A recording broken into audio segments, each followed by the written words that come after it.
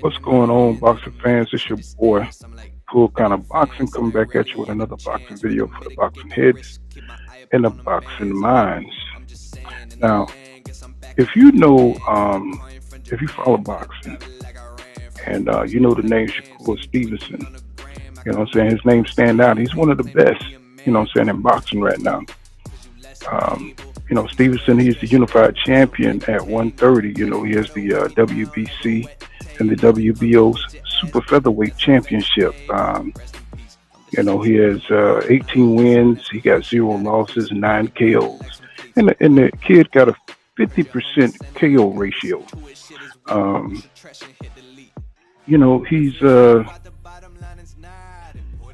He has great wins from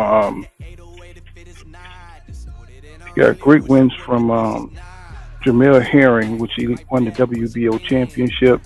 Jamel Herring's 23 wins, 4 losses, and 11 KOs, 5'10" with a 72-inch reach. And, you know what I'm saying, he pretty much destroyed Jamel Herring, you know what I'm saying. They had to stop the fight. And Herring, you know, he won the WBO from Carl Frampton. And, they were friends. You know, he was friends with Jamel Herring. But he went out there and did what he had to do and pretty much destroyed the older Herring, you know what I'm saying. Even though he was a good fighter, you know, he was at the end of his career. But it was still a good win for Stevenson. He showed a lot of skill, you know what I'm saying, and a lot of aggression. You know, where people were criticizing Shakur for being defensive, he came out offensively against Jamel Herring and just overwhelmed him with, multiple shots and got him up out of there. And then Shakur, you know, he went on to unify with Oscar Valdez, you know what I'm saying, who, you know, was the WBO super featherweight champion. And, you know, Oscar Valdez had been, you know what I'm saying, trying to duck Stevenson, you know what I'm saying, at 126. So, you know, he caught up with him up at super featherweight. And he went in there, I think it was April this year, April 2022. Oscar Valdez, you know, he's got 30 wins. He's got 1 loss from Stevenson and 23 KOs. He's 5'5.5", with a 66-inch reach. And Stevenson went out there and put on a boxing clinic against Oscar Valdez, who was busted for, taking, you know, a banned substance against Kinsingal, and who Stevenson is looking to fight next, you know what I'm saying, to defend his unification of the WBC and the WBO belts. You know, the whole fight was one-sided. You know, he utterly destroyed Oscar Valdez, who didn't have a chance, you know, in the fight. So Stevenson is a talent in his own right. But, we boxing heads know that Stevenson has a close relationship, close ties, you know, to his former top-ranked, you know what I'm saying, star Terence Crawford. You know what I'm saying, they spar together. You know, we've seen the videos of them together taking pictures, you know what I'm saying, they go to each other's fights. They're stablemates. And, they're both really, really close. Terence Crawford helped Stevenson prepare for that Oscar Valdez fight. Yeah, he helped Stevenson prepare for that Oscar Valdez fight. And, sometimes Terence Crawford holds his belts when he's coming out to his fights, you know what I mean? And so really they got each other back, you know what I'm saying? I would go so far as to say they're friends, you know. And, Stevenson, you know, he goes on to say, and he's always putting out these messages that, about Terence Crawford, how good he is. You know, he said that Terence Crawford should be pound for pound #1 because every time out he delivers. Okay, that's just one. That's just one thing he said. Now, he's always putting out little messages, pumping up Terence Crawford. So Stevenson says Bud have yet, he says Bud have got to be aware that Errol Spence Jr. want to make this fight ugly, right? He's going to throw a bunch of punches, and he wants the fight to be ugly. So, you know, he's putting that out in the atmosphere, you know what I'm saying? Because I think he wants to dip into a little psychological warfare in favor of Terence Crawford. You know, he says, Errol has got to be aware of Crawford's speed.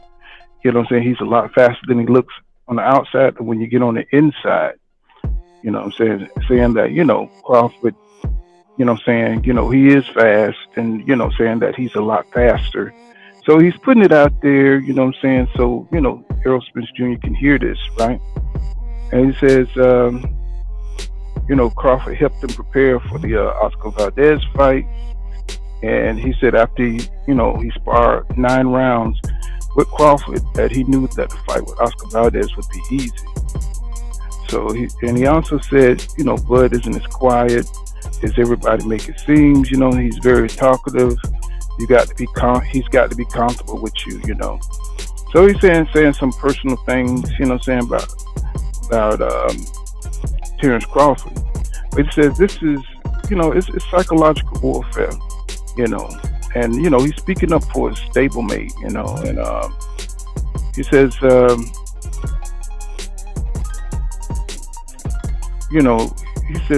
Bud, he says things in the past that, pumps up Terence Crawford. Like he put it out there that Terence Crawford is a lot stronger than, people think, Bud knocks out heavyweights, and now it's Bud is a lot faster than people think. So I just think that Stevenson's trying to create some doubt and some fear in the mind of Errol Spence Jr. So he'll hear this, and since he knows that how good, since he spars with Bud Crawford, if anybody would know these things, it would be Shakur Stevenson. So even if somebody if Errol Spence Jr. was to dismiss it, he knows that Shakur Stevenson knows what he's talking about. Maybe it could create some kind of doubt, some kind of foreboding fear for Errol Spence Jr. in the back of his mind, where he'll doubt himself during the fight.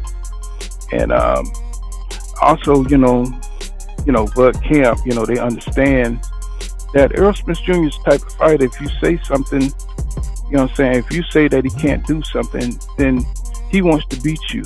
He wants to show you that he can do what it is you say he can't do. So he likes, like Sean Porter said, Errol likes to beat you at your game.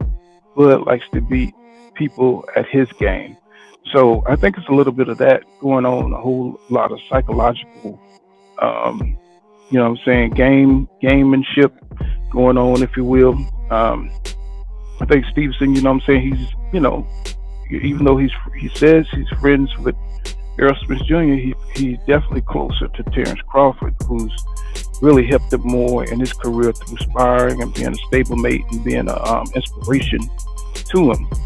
So, although he says that, Crawford has all these, attributes and skills, I don't think this is going to affect or have any no effect on the mindset of Errol Spence Jr., because I believe Errol Spence Jr. is very locked in. Right now he's coming up with a game plan, and all this foreboding about how strong Bud is and about how fast he is in the ring. I don't think that's gonna do any damage at all. So, Derek James, he's going to come up with a game plan, to fight a counterpuncher that can move like Bud Crawford. So I'm pretty sure, putting it out there that Errol Spence Jr. only, pressures people and come forward and throw a lot of punches, I don't think that's going to really, affect. If he can win that way, that's what Errol Spence Jr. does. But if he want to box, Errol Spence Jr., he's an Olympian. He's seen different styles. He can box. He can counter. You know what I'm saying? He has great foot movement, great foot placement. So, people are always trying to put Errol Spence Jr. skills in a box because, he's not flashy, and he's saying he don't try to do extra stuff in the ring. He just do what he has to do to get the job done. And I think for a lot of fans, they're used to, it's show business, it's entertainment. So they prefer the flashier style of Bud Crawford. Plus, he gets people up out of there, even though they're lesser competition. And it's easy to look, great against lesser competition. But that's the one part of the context that they leave out.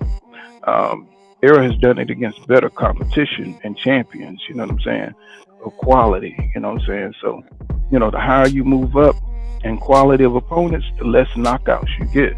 So if you knocked out the last 9 opponents, then that means, pretty much you got to look at the opponents that you're facing. So, Derrick James, he's going to come up with a great game plan for Errol Spence Jr. He can fight in different styles. And, Terence Crawford, they can keep putting out, that he knocks out heavyweights and how strong he is and how fast he is. On the night of the fight, he's going to have to show all those things. And, maybe he can, maybe he can't. You know what I'm saying? Errol Spence Jr., he can box, he can pivot, he can do all those things,